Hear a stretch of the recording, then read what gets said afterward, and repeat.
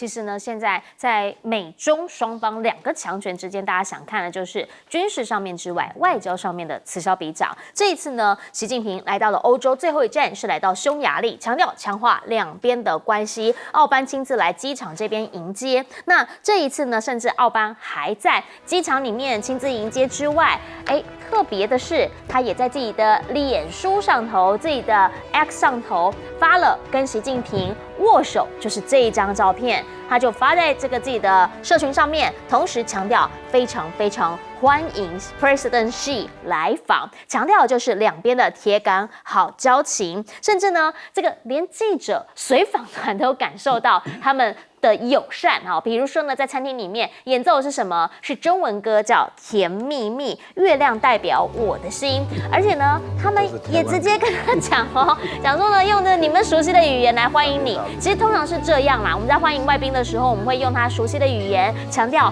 我们也知道你们的文化，彼此之间有所交流。所以他现在也直接告诉你了，说我们现在连我们的高考外语科目。中文都是其中的项目之一，甚至呢还有图跟你讲说，包括了酒啦，包括了这个温泉王国啊，等等等。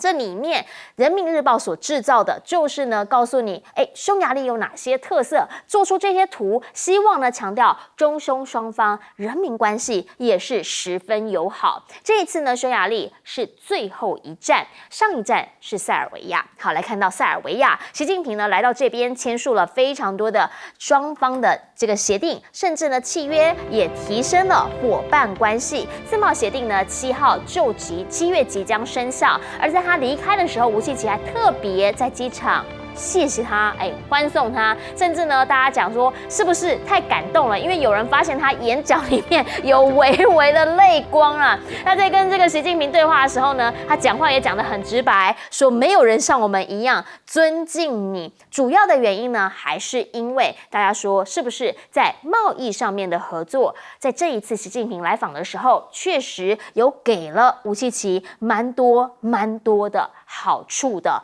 其实呢，在这一些大家就在讲这一次的欧洲行，每一站好像都可以看得出它不同的一些特色。比如说在法国这一站，很多人看到的是彭丽媛的时尚，什么意思哈？因为这边是法国时尚大都嘛，所以呢，当他们一起去逛博物馆，又是跟那个夫人马克宏的夫人碧琪一起去参观的时候，大家就忽然意识到说，其实呢，现在好像他们中方的第一夫人穿着风格跟过往不太一样，比如说这一位江泽民的夫人跟胡锦涛的夫人，过往来说呢，还是感觉是比较接地气一点点，比较中式的穿法。那彭丽媛呢，可能也因为她先前自己职业的关系，她对于时尚有蛮多自己的见解的，也看得出来。是不是开始有不同的富起来之后大国的风范？基本上呢，在这一次欧洲行里面，法国、还有塞尔维亚以及匈牙利，大家在讨论的是为什么去这3个地方？因为在此之前，他这一个月见了非常多的欧洲领袖，包括了肖兹。肖兹呢，这一次来到中国的时候，其实是没有带抗中鹰派的那些外交部长啊，或者是国防部长，这次都没有来。结果呢，他回去之后，突然之间，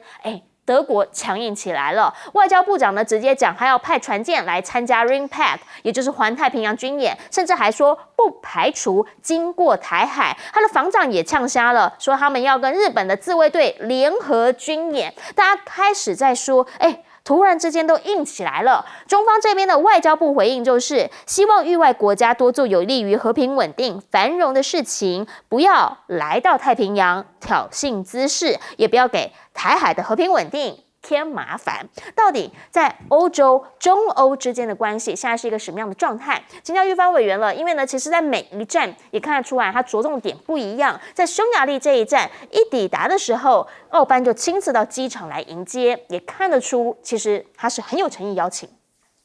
匈牙利是在欧盟的国家里面，或是欧洲的国家里面，它是蛮特殊的。他跟俄国的关系也非常的好，尤其是欧班这个他这个当了这个领导人以后，他的关系跟俄国的关系就一直维持的蛮和谐的。所以你看乌克兰战争爆发以后，他对俄国的那种感情啊，还是常常显露出来。所以就是欧盟这个国家对他很不爽的原因嘛。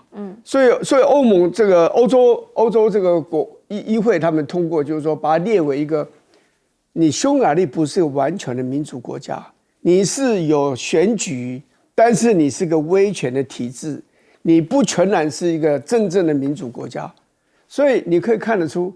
欧盟这些国家对他也不是很友善，那他也可能是当然有个人的风格啦。第二个，因为匈牙利以前长期在苏联的等于是他的附庸国嘛，那是不是表示说匈牙利内部是有一些人对于苏联以前的旧的苏联，现在俄国是有怀念跟有所期盼？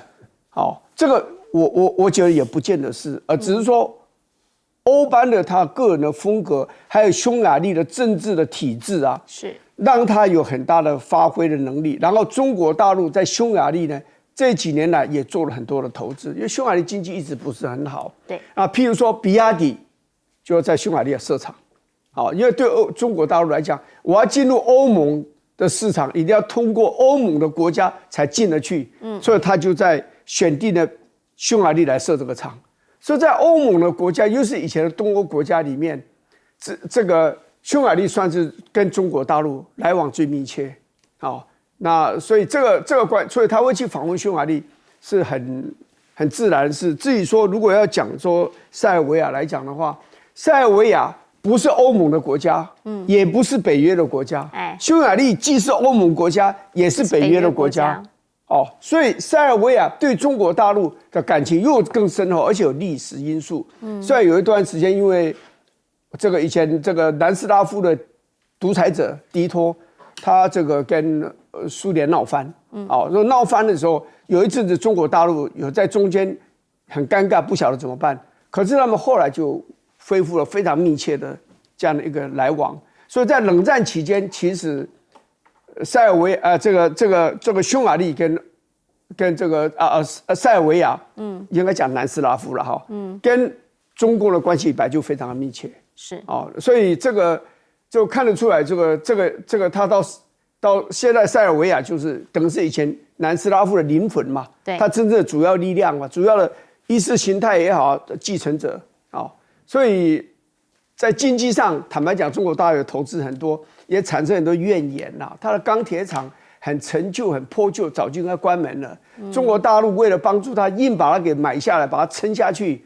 可是那是很老的钢铁厂，环保的措施也做了，设备也不好，所以造成很多的污染，说引发癌症啊什么这些也被攻击了。可是整个来讲，就是北约的国家，或者欧盟的这些国家，对塞尔维亚是充满着疑虑的。因为他对这个所谓的科索沃的主权的问题，他一直不让步。后来他有所修正啊，他愿意承认科索沃等等啊。但是呢，因为以前就是他经过战争，才让科索沃脱离自由了嘛。所以对于这些国家来讲，你塞尔维亚对于科索沃，你政治的居心如何？而且这里面有基督教跟回教的伊斯兰教人民之间的居民之间的冲突。科索沃里面也有基督教、基督徒。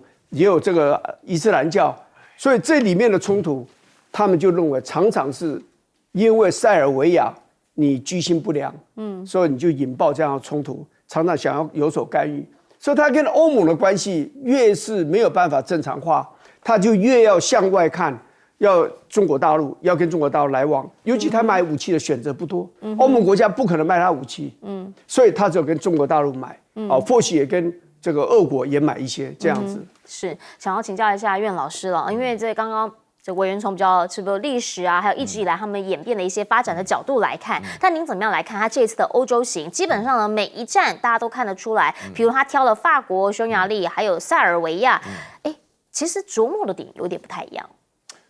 我前面一趴的节目是讲大陆的国防力量增进非常吓人，对，但是我觉得。大陆的外交力量已经增进到几乎是奇迹般的吓人了。为什么呢？我跟大家强调啊，这一次的话呢，这个习近平真的是太露脸了。首先第一个，中法建交60年，在法国146人的骑马队我除了最近看电影看到拿破仑有这个场面以外，都没见过有这种场面的。我们看看拜登有没有这个机会了啊？那么这里面呢，凸显了一个非常重要，就是说中法建交的60年当中，因为同时又是个回访，所以我觉得大陆的外交的话呢，这个外交上面的广告，你刚刚讲到说时尚之都啦，然后就是法国的农产品进口啦，又是这个法国的这个叫 Brandy， 法文叫 Cognac 啦啊，这个喝 Cognac 基本上的话呢，我觉得对法国做足了这种面子啊，所以两国之间很重要，因为法国本来就重要国家。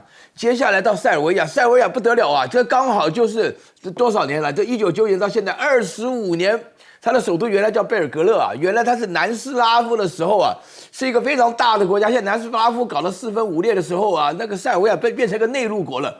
塞尔维亚呢非常需要中国的支持，为什么？因为塞尔维亚基本上他们俄罗斯人呢是斯拉夫人呢，他们基本上对于承认自己是欧洲人，对亚洲人原来的态度是不一样。可是这一次的话呢，情况不一样。为什么呢？因为塞尔维亚在欧洲的地位这么一点都没有，也进不了欧盟，也进不了北约。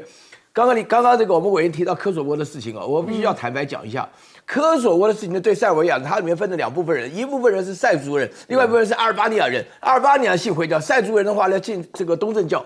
但是他们彼此之间的话，这整个塞尔维亚人，他们原来起源地就是科索沃啊，绝对不能让啊！就像是巴黎和会啊，那个时候顾维钧讲，我们不能够把山东割给日本了，山东是我们圣人的家乡啊，我就山东人呐、怎么可以割出去？那你讲要不要活啊？对不对？所以说，在这种情况下，塞尔维亚就是孤立无援是有原因的。那这种情况下，现在第3点的话呢，到了匈牙利那更不得了了。塞尔维亚跟匈牙利高铁、高速公路都是大陆修的，是啊。那匈牙利本身来讲的话呢，非常重要，它既是欧盟的，又是北约的。这个匈牙利在北约跟欧盟里面玩了无间道啊！什么会员都搞定了，等一下马上要变成这个半年一度的常任主席以后，然后呢就要让本身在欧盟发展的过程当中，要让他们知道一件事情，就是说现在匈牙利完全向着中国啊，什么工厂啊、设备啊，我觉得这个非常重要。为什么呢？因为啊，这里头等于是在整个欧盟当中，表面上很顽固的一个形象中拉开一条大口子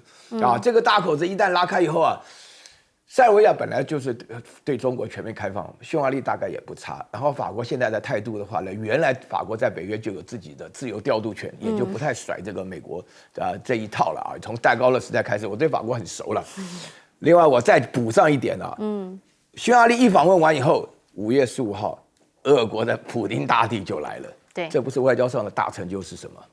但我们也想问啦，在这欧洲这一趟，当然了，刚刚听了2位嘉宾讲完之后，都大概知道说，欧洲这里的状况跟中方很多人是希望，靠着它经济能不能好一点。肖兹当年这其实就是上个月了哈，4月的时候去的时候，他其实也是希望经济好一点嘛。结果现在请教一下舰长了，为什么突然之间不但是要派舰来参加 RIMPAC， 甚至呢，也突然之间说要跟自卫队联合军演，让中国真的很怒，说你这个船会不会开太远了一点？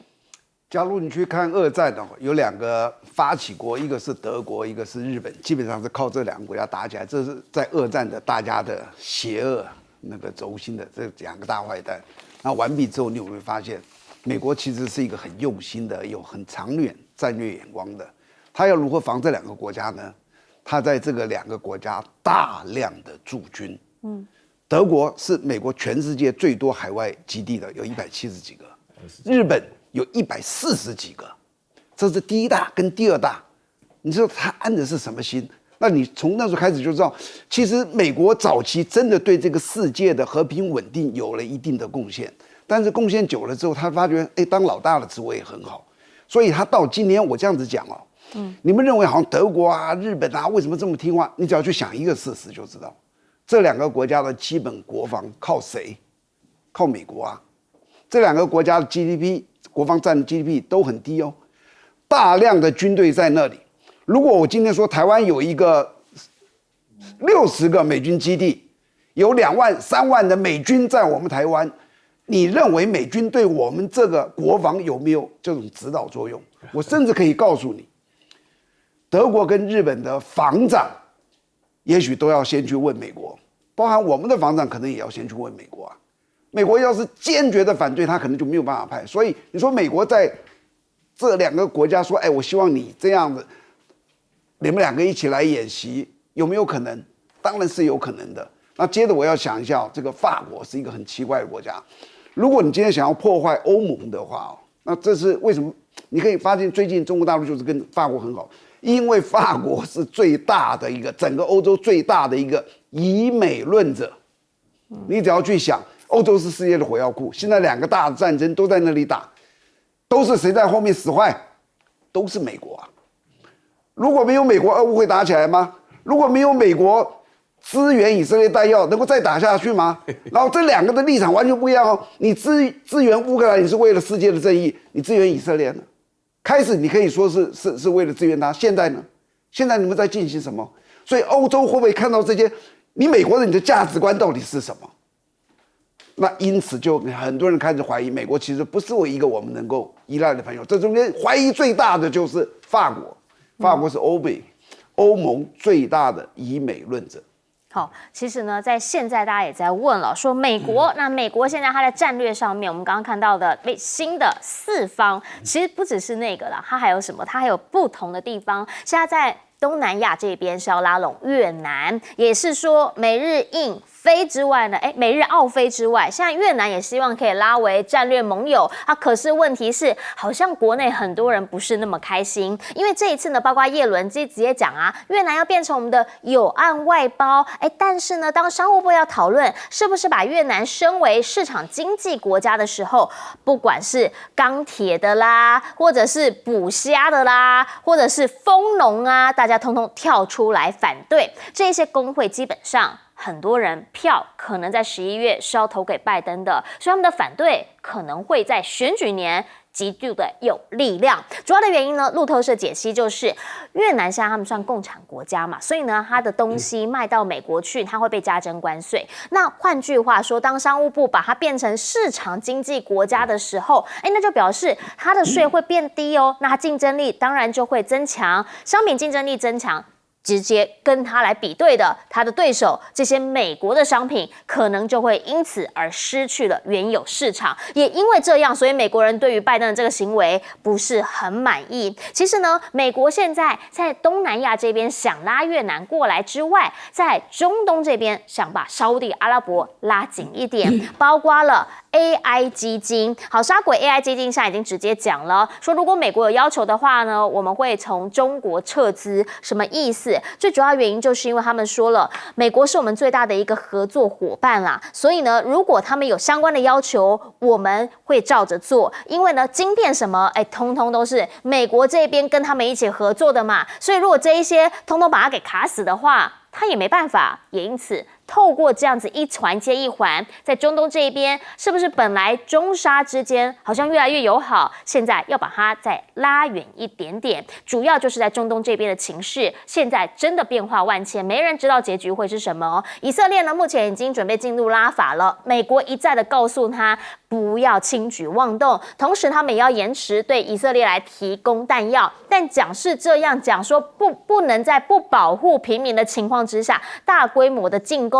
可是以色列现在就是会蛮干硬干，他同时也说，华府这一项决定很令人失望。大家开始来说，延迟武器供应是一种最大的警告，但过往来说，这个你真的有办法达到真正的效用吗？因为现在呢，透过卫星影像会发现了空袭合并地面行动，以色列的攻势其实是持续在扩大，而且在行进当中的。再加上纳塔尼亚胡他内部的压力其实也蛮多的，抗议都到他家门口了。为了保自己的政治性命，有没有可能最后还是歹戏拖棚，让战火继续烧，让人继续进去呢？因为现在虽然这一些出来游行的人要救的是人质，但是呢，里面真正在做决策的那一群人，基本上鹰派为多，所以有没有可能，其实继续打对纳塔尼亚胡还是比较有利的？那这一些大家就在讨论了。如果说呢，停火协议会威胁到政权，那战争结束了，他当然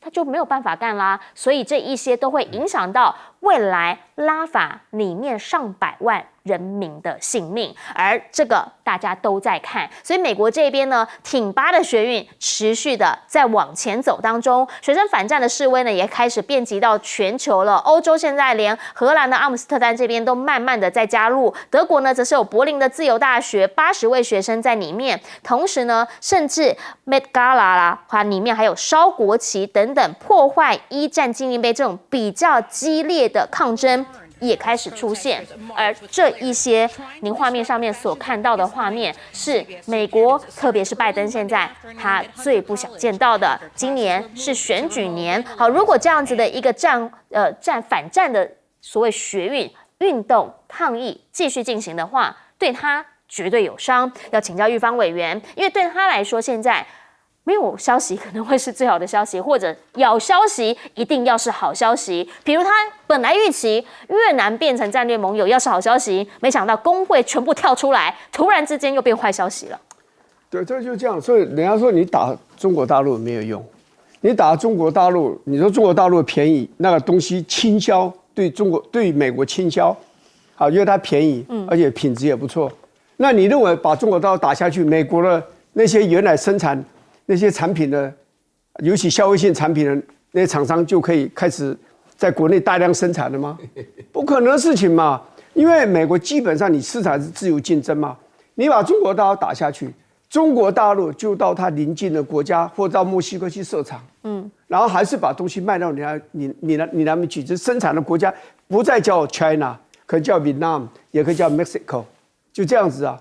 那而且呢，你不要讲说中国大陆，其他国家它的产品，像东南很多国家产品也开始向美国越来越多的销向美国，所以你美国的厂商，你们自己就是没有能力生产有竞争力、价格有竞争力、品质有竞争力的产品嘛？问题在这里，问题的答案不是中国大陆，是你美国自己内部的人不够勤快，或者是说你们的投资的这个力道不足等等嘛。啊，所以打下他，我觉得不是问题。现在比较想讲的就是说，拜登哦，拜登我是从头到尾认为川普是不会当选的。只有一个可能的变化，就是中东的局势继续恶化下去，在美国引发了非常多的反感，年轻人的票要么就拒绝投，要么就投给第三党，要么就是一部分就转给川普。所以现在真正最头痛的东西是拜登。拜登不能没有犹太的人的票，又不能没有犹太人的这个选票跟钞票。可是另外一方面呢，你现在又被这些年轻人去痛恨你这样的支持以色列，让加沙走廊的这些无辜的人民大量的死亡，而且70%是妇人跟小孩啊！而且在全世界很多国家都认为你美国是伪善，你满口道德主义。可是以色列去杀那些加沙人民的那些炮弹来自哪里？飞弹来自哪里？飞机来自哪里？还不都是你美国给的吗？我2个月前就讲，你那个2000磅、3000磅的那个炸弹，那么精准的炸弹从空中丢下来，这是给的，就美国给你的啊！他已经在加沙走廊开始在那边屠杀的时候，你美国还继续卖给他，你到现在才说我现在停止不卖。其实我告诉你，美国还是一个主人啊。以色列，你再狠啊，也是要听主人的。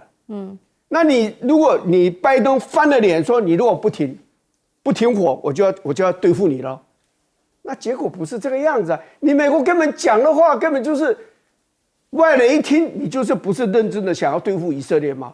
那纳坦雅夫是不会低头的。很简单，我记得前几天在这边我讲过，以色列有13个党。13个党里面呢，没有一个党可以过半。纳坦雅夫的党是最大党，也没有办法过半，离过半还早得很。怎么办呢？他只要找其他的党，从那里面找出6个小党来跟他合作，组一个联合政府。这6个小党里面，大部分都是极端的犹太主义者的这样一个党，激进，非常的强悍，主张那种什么屯垦区要扩张啊，这些等等，这里面有3个部长。在联合政府里面，3个部长，包括国防部长，他们已经讲了，你如果没有金军把这个加沙走廊最后的根据地拉法，你不把它给打下来的话，我们就退党。我们不是退党，我们推出联合政府，是，那你就完了嘛，马上就要举行选举了，因为你没有办法过半了嘛。所以纳塔有纳坦雅夫的问题，拜登也有拜登的问题，但是最大的问题是犹太人在美国，我再讲一遍，美国是一棵大树，缠在美国身上这个怪藤就是犹太人。选票不见得很多，钞票多得不得了，是从学界到这个到这个好莱坞，到这个 Wall Street，那个叫什么？华尔街，对对，华尔街等等媒体是都被犹太人紧紧的抓住了，是，所以当美国总统都没有办法。是，我们先进一下广告，广告回来继续来说。你已经违反了反犹太意识。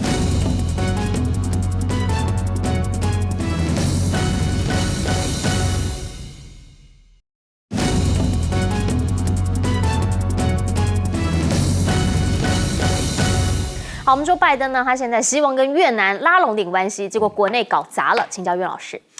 这个我们这个因为我在学校里我在台大刚好担任这个越南同学会的指导老师啊。我当初接的工作是因为我一个同事是越南人嘛，然后我跟他讲说我又不懂越南文，有跟什么关系？他说你会中文、会英文、会法文，刚好越南是3种文字。我说那不错，我要试试看。结果因为越南人完全都不会，越南只会越南文，那基本上反中、反法、反美啊，非常严重。所以在这种情况下，我觉得越南本身来讲，实际上它真的是泥菩萨过江，自身难保。因为大家如果对越南的消息稍微注意一下的话，越南有那商业最大的丑闻呢，所以导致出越南现在这个认知结果，那个张美兰呐，那个就是在，其实它的数字并不是很大，但是越南本身的国家的基础比较脆弱一点。然后越南现在的话呢，在这种情况下，人家是大陆郑小平讲摸着石头过河，他们是摸着大陆过河啊，所以说这个时候产生的一个结果，所以大陆有的问题啊，在越南的话呢，就是国家小，但它问题发生这个倍数成长，像这个武文赏啊什么的话呢，就到了最高层都换下来啊，所以越南本身来讲的话呢，跟大陆关系非常好。因为我曾经去过那个河内啊，到他们那个河内的国家大学演讲啊，那个哈诺伊的这个里面的下龙湾啊，哈龙贝那个夜市好大，你知道，非常大啊，里面每个人都会讲中文啊，每个人都是要人民币啊，所以说我的印象很深刻啊，就是说他们的关系很近，因为他们边界是相通的，而且长期来讲的话呢，广西里面也有人会越南文，那越南本身靠北的话，也有很多人会讲中国话了啊，就是普通话也没有问题。聊一聊以色列哈，我非常认同我们刚刚委员讲的，就是说以色列现在的情况啊，实际上你这个报道可能有一点误差。就以色列对拉法的进攻行动是老早就开始了，这个至少已经开始了三四天了啊。那这个为什么呢？因为长期来讲啊，这个以色列啊，它有一个民族上的特色，有仇必报啊。以色列人呢，他们这个犹太教里头啊的文化上，他没有吃亏就是占便宜啊，什么以和为贵啊，就没有这一套。以色列人不怕冲突，所以我们哲学界里头的犹太人特别多啊。我最喜欢在我们哲学的国际会议当中听到2个有名的犹太教授，然后在讨论的时候，那真的太精彩了，一点颜面都不给，你知道吗？当场就跟你讲说，我光看你的眼睛就知道你的观念不会正确，那讲话是非常直接的啊。然后那种。我就觉得说他们基本上的话呢，完全没有那种什么做人这一套，所以他本身来讲要吃亏的话呢，这个账他一定要算回来的。但是我觉得要进攻拉法的过程当中，哈马斯啊，他的这个整个谈判的策略，这个筹码不行了啊。因为首先第一点的话呢，为什么学生会在美国抗议示威的主要原因，是因为大家会觉得中东能够说得上话的人就是美国，但是美国现在讲出来的话呢，前后不一，非常矛盾，以至于啊。这个哈马斯不管认同不认同，布林肯就讲了嘛，就是说如果这个协议不成的话，都是哈马斯的错，是一个被杀的人是错，这你就知道了。好，我们先进一下广告，等等回来要请舰长帮我们做总结。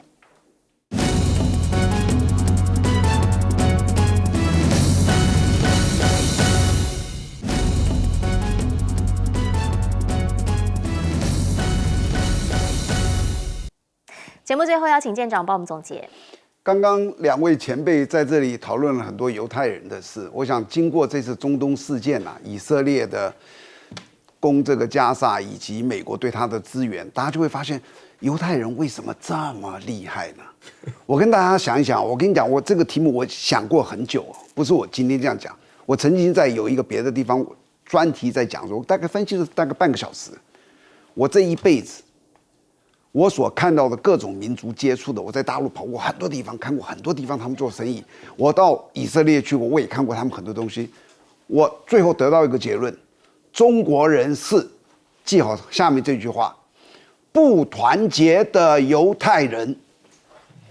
犹太人只有2000万不到啊，中国人有将近全球的中国人有15亿呀，你知道那是75倍。如果中国人团结起来，你知道会怎么样？那很多人说哇，你怎么能讲我们中国人不团结？我这样举一个例子，你到海外去，你看就知道。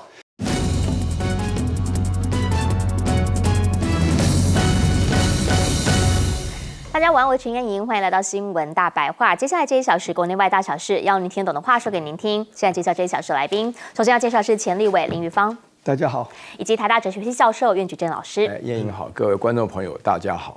还有前张骞舰长黄镇辉舰长。主持人、各位观众大家好。好，那首先带你来看到的是哈，现在大家就在问，你知道吗？美债现在已经多少钱了？在今天呢有个新闻引起很多人的目光，因为美债现在啊，哇，已经有超过34兆美元，而且你知道吗？我们台湾竟然是他们的债主第12名，最大的债主来自哪里？最大的债主其实是美国他们自己本土，而另外呢，第2名是日本，第3名呢是大陆。那结果呢就发现台湾排名第12，我们持有的美国国债2556亿美元。我们刚讲第3名中国大陆，他们持有的呢是7750亿美元。大家开始讲，难怪蔡英文说我们经济20年来最好，人家是14亿人口，我们是2300万人，哇，我们持有的债务已经将近有快他1/3了呢。真的，我们台湾经济这么好吗？今天又有另一则新闻告诉你，台湾经济还真好嘞。为什么？全球财富2023报告出炉，瑞士全球第1，台湾排名全球第12，甚至呢这几个数字提供给您。他说台湾呢以273790美元身家位居全球第15名。那以中位数来看，台湾的中位数平均是在108000美元，位居全球第12名。大家开始在讲了，说你真的有这个感受吗？你有觉得你拥有这么多身家吗？很多人说真不好意思，我拉低了这个中位平均到底为什么台湾有这么多美债？大家开始在说，会不会就是因为我们这么多美债，所以你才会一直看到美国人最近常常来？最新一个是520前夕看到了美军第7舰队的驱逐舰海西号要通过台海了。好，他们的讲法是说呢，要维护所有国家航行的自由，所以他们再一次的通过台海。但是也因为这个时间点，再加上这个举动，每一次都是大喇喇的敲锣打鼓告诉大家，所以在对岸来说，他们的国防部马上就出来讲了。东部战区的新闻发言人说，针对于这件事情，他们是全程跟监了，同时呢，他们也会捍卫国家主权安全啊。其实呢，在现在这个关卡上面，台湾附近的海边是蛮热闹的，原因是因为福建舰刚刚结束了他们的海试，第一次海试呢，大陆官媒讲测试系统达到预期效果，第一次完成海试回归。基本上呢，在每一艘的这个航母，他们要做海试，应该都会有一定的这个时间，那很多的次数，有可能呢是长达3-4年，甚至呢有可能会达到9次、10次、11次都有。现在你看到这个福建舰，它是在海上呢，就直接出海，然后去海试之后，现在第1次完成内幕回航。也因为呢，现在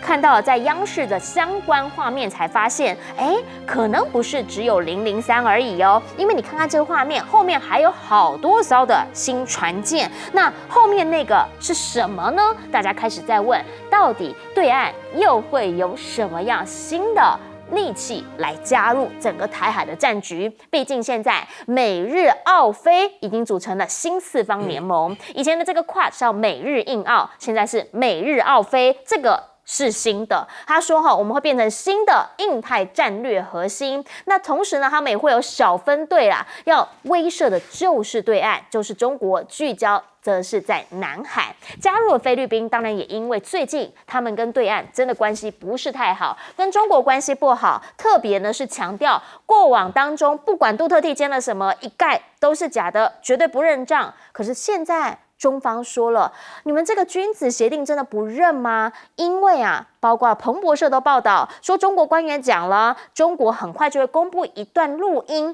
这个音档呢是跟菲律宾的军方通话的内容，讲的就是南海有争议领土的协议。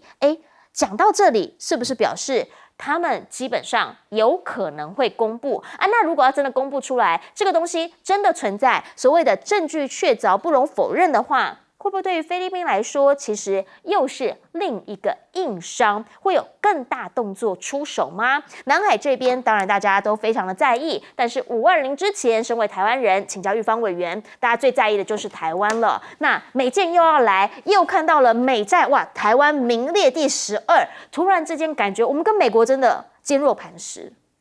对，这个先讲这个美国，这是一个蛮讽刺的。美国是这个全世界最富有的国家，就讲总体的 GDP 这样来讲，但是也是负债最多的国家。那所以它之所以能够在负债累累的情况之下，它还能够这个畅行无阻吧？最主要因为大家使用美金，美金是全世界使用最多的货币吧，所以它当然最怕就是说如果欧盟的这个钱变得很强。或人民币变得很强或者是印度未来它的货币也变得很强，那美元地位就慢慢就会下降但是因为现在大家都使用美钞嘛，所以他没有钱的时候就印钞票就行了嘛，就变这个样子嘛。所以不过长远来看呢，一个国家负债这么多，所以你每年编的预算里面有一大半是要来去这个付钱给人家，就是利息嘛。对。那长久也不是一个办法，美国人知道，但是也很难，因为美国就是一个很会花钱的一个国家嘛。但另外一个就是说，讲到这个亚太地区的问题了，美国现在最重要就是要围堵中国大陆，要围堵他如果凭他力量不够，凭日本、南韩这些他亚太的朋友们的力量也不够，所以他把北约朋友拉过来。有2个方式你去看观察点，一个就是说 RIMPAC。就是说环太平洋的这个演习你看那里面很多的国家参加的国家都什么英国啦、德国，都是欧洲的这种列强。另外一个呢，就是说菲律宾的 shoulder to shoulder 肩并肩的这样一个演习，是美军的这样一个演习，美国跟菲律宾的演习。你看他参与的国家有哪些？德国这个英国法国今年也参加了，以前没有也参加了他当然还把加拿大这些国家都拉进来，所以这就是美国做法，他要把他的力量集中起来。那现在就要围堵中国大陆，因为在美国人眼里面，中国大陆比俄国还可怕，比以前的苏联还可怕，因为中国大陆人口更多，然后呢，它的这个不是只有像俄国人有那么僵硬的经济体制，他自己活跃得很，他搞得比资本主义还资本主义。所以它的货品大量的外销，那这个就对于美国来讲，甚至对某些欧洲国家来讲，就造成很大的一个威胁所以中国大陆对他们来是个比较难对付的这样一个对手。那也因为如此，他几乎绝大部分的力量都要集中过来，在中国大陆的周遭要布下这样一个所谓的围堵的这样一个防线。那台湾的选择是什么？我认为台湾这是对台湾来讲是最好的时候，也是最危险的时候。最好的时候就是说，美国现在就要拉拢你嘛。你要买武器以前叫你买，说你没有钱买吗？我借你好了，我送你好了，就变这样子所以美国会对台湾会做更多的恩惠的给予啦。那这对台湾来讲当然是个好事。但不好一点就是说，那美国也要你做出牺牲你本来可以很多的钱来照顾老人，来照顾大学这教授们给他们调薪，穷得不得了。买武器买那么多，你就没有钱去照顾老人年轻人的居住你应该补助他们，你也很难就会变这样子。然后最重要还是你跟中国大陆敌意就会变得越来越浓，越来越浓。因为这所有国家从这个所谓的第一岛链往下移日本、南韩、台湾、菲律宾，你一路往下中南半岛到印度好了。这里面对中国大陆来讲，最可能跟他发生武力冲突的不是菲律宾，菲律宾没有这个胆子叫一叫而已。台湾是有可能的，最有可能最有可能。所以也就是因为这样变得更危险。另外一个危险就是说，大陆对我们来讲很多地方是有商机的、台积电现在高阶晶片不能卖，联发科也中奖，很多的这个半导体的公司都是你要配合美国，你原来本可以在中国大陆赚更多钱的，你现在就是没有办法，还有其他的方面，就是说你让两岸的敌意，我刚才讲过变得越来越浓，以前的金门、厦门这个好像一体一样，马祖也是跟对岸。哪里搞到金仙治水？现在中共的那个海警的船每天在那边巡逻的呢？所以对我们来讲，我们的压力就很大。那我们的选择是什么？就第一个就包住美国大腿，美国叫你怎么干你就怎么干，那让两岸的关系越来越紧张。第二个选择就是说，我该跟你美国合作的时候合作，不该听你的话的时候我就不听你的。但是呢，想方设法在政治上跟中国大陆把关系给稳定下来。让战争的爆发的可能性降到最低。美国好处我要，美国的压力我觉得没有道理，我就不接受。这应该是一个有自尊心的台湾人应该选择的道路。有自尊心的台湾人，你们讲到这里了，来请教一下岳老师，您怎么样来看？因为现在不管啦，台海发生什么事情，在520之前只剩11天了，什么都很敏感，所以在这个时候，第7舰队突然之间又说航行自由，又要通过台海。这个第7舰队的他常常都是利用这种理由啊，就是无害通过嘛。你按照规定来讲的话呢，这个也不是第一次嘛。那本身的话呢，在520之前的话，可能稍许敏感一点。不过我实在是忍不住要对美国说几句话哈，因为我对美国是一点情感都没有啊，我这个也没在美国读书啊，那奖学金的话也退掉了嘛基本上的话呢，就是所有该讲的。我们中国人有句老话，由奢入俭难，由俭入奢易啊。美国现在的欠债基本上是道德上的问题啊！我从小到大所有的好东西全部出口到美国换来的美钞啊，大家都乐滋滋啊，对不对？然后这种观念当中来讲的话呢，长期来说，美国本身的国债34亿，快变成35万亿啊！你知道什么是35万亿吗？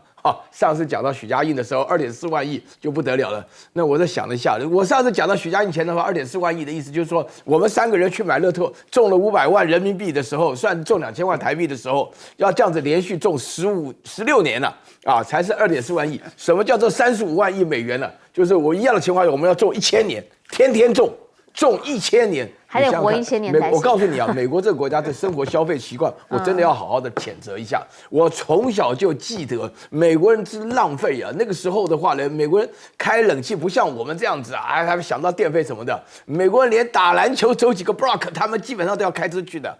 美国人对油啦，就对这个生活当中，因为那个时候我讲到另外一个情况，就是我从小就会感觉得到美元的美军还有美国梦这3件事情，就是缠绕在我们脑袋中就不停的。我今天听到这个数字吓一跳，你想想看，我们这个多少？我们这个2556亿美元，平均个人。台湾是全世界最高的，直逼美国的自己的欠债啊！你算算看嘛，因为大陆人口比我们多50倍啊，对不对？然后我们这边的话呢，你想想看，你不要讲2000多5倍就已经10000亿了，对不对？大陆这个现在买美债都不到10000亿，我们现在的话呢，这多少啊？这样子算起来的话，不得了啊，10万亿了，超过日本的平均了。我们每一个人为了美国人背负的这种美国债。